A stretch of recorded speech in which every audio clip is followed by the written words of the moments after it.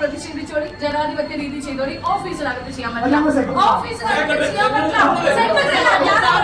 മലപ്പുറം നഗരസഭയിൽ ഇന്ന് വിരമിച്ച മുനിസിപ്പൽ എഞ്ചിനീയർക്കെതിരെ ഡിവൈഎഫ്ഐ നടത്തിയ പ്രതിഷേധ സമരത്തിൽ തർക്കം.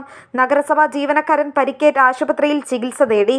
വീട്, വില്ല, ഫ്ളാറ്റ് ക്ലീനിംഗ് സർവീസുകൾക്കും കേടുവന്ന് കുഴിഞ്ഞുപോയ സോഫ സെറ്റ് റിപ്പയറിംഗിനും വിളിക്കാം റിഫ്രഷ് ഹോംസ്.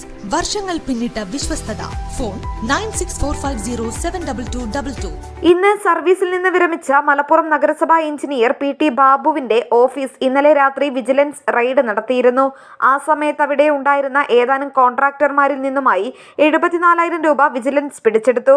ഇതുമായി ബന്ധപ്പെട്ട് ഇന്ന് ഡിവൈഎഫ്ഐ പ്രവർത്തകർ മലപ്പുറം നഗരസഭയിൽ പ്രതിഷേധവുമായി എത്തി. നഗരസഭാ ഓഫീസിൽ കയറിയപ്പോൾ ഭരണകക്ഷി കൗൺസിലർമാരും ഏതാനും ജീവനക്കാരും അവരെ തടയാൻ ശ്രമിച്ചതിനിടെയാണ് ജീവനക്കാരനായ ഷാമിലിന് പരിക്കേറ്റത്.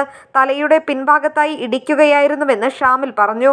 തുടർന്ന് അദ്ദേഹം മലപ്പുറത്തെ സഹകരണ ആശുപത്രിയിൽ ചികിത്സ തേടി. അതേസമയം യാതൊരു പ്രകോപനവുമില്ലാതെ ജനാധിപത്യ രീതിയിൽ സമരം ചെയ്തിരുന്ന തങ്ങളെ അകാരണമായി UDF കൗൺസിലർമാരും അനുയായികളും മർദ്ദിക്കുകയായിരുന്നുവെന്നാണ് ഡിവൈഎഫ്ഐ പ്രവർത്തകർ പറയുന്നത്. മുൻ നഗരസഭാ ചെയർമാൻ മുജീബ് കാടേരിയുടെ അഴിമതികൾക്ക് കാവൽ നിന്ന കാവൽപടനാണ് ഇന്ന് വിരമിച്ച മുനിസിപ്പൽ എഞ്ചിനീയർ എന്നും വിരമിക്കലിന്റെ തലേ ദിവസം രാത്രി വരെ മുനിസിപ്പാലിറ്റിയിൽ കൈക്കൂലി വാങ്ങാൻ ശ്രമിച്ചത് വിജിലൻസ് പരിശോധനയിൽ കണ്ടെത്തിയിരുന്നതിനെതിരെയാണ് ഡിവൈഎഫ്ഐ മലപ്പുറം മുനിസിപ്പൽ കമ്മിറ്റിയുടെ നേതൃത്വത്തിൽ നഗരസഭയിൽ പ്രതിഷേധം സംഘടിപ്പിച്ചതെന്നും ഡിവൈഎഫ്ഐ നേതാക്കൾ പറഞ്ഞു. DYFI Malappuram block secretary K Sarath, ജില്ലാ കമ്മിറ്റി അംഗം Harikrishna Pal, municipal secretary KP Sreejith, block committee അംഗങ്ങളായ സൽമാൻ EK, ഫവാസ് കൂത്രാടൻ എന്നിവർ നേതൃത്വം നൽകി. Nandana Babu, SS news, Malappuram.